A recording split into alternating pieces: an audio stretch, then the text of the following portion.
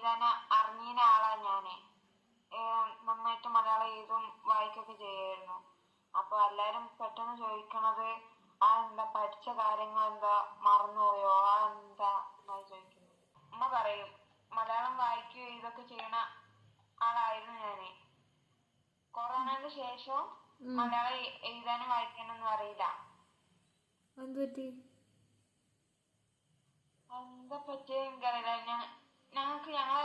പൊതുവെ ഞങ്ങൾക്ക് എന്താ പറയാ ക്ലാസ്സിൽ തന്നെ അങ്ങനെ ടീച്ചറാണ് ടെക്സ്റ്റ് ബുക്ക് വായിച്ചു തരിക. ഞങ്ങള് കൊറോണന് മുന്നേ അങ്ങനെ അല്ലായിരുന്നു. ടെക്സ്റ്റ് ബുക്ക് ഞങ്ങളെ കൊണ്ട് വായിപ്പിക്കും. ഇപ്പൊ ടെക്സ്റ്റ് ബുക്ക് വായിപ്പിക്കുകയാണെങ്കിൽ തന്നെ ക്ലാസ്സിലെ ടോപ്പ് കുട്ടികളുണ്ടാവൂലേ, ടോപ്പർ, അവരെ കൊണ്ടൊക്കെ വായിപ്പിക്കുള്ളൂ. അപ്പൊ അങ്ങനെ വന്നപ്പം പിന്നെ മലയാളം ബുക്കൊന്നും നോക്കാതായി. അപ്പൊ അങ്ങനെ മറന്നുപോയതാണ്.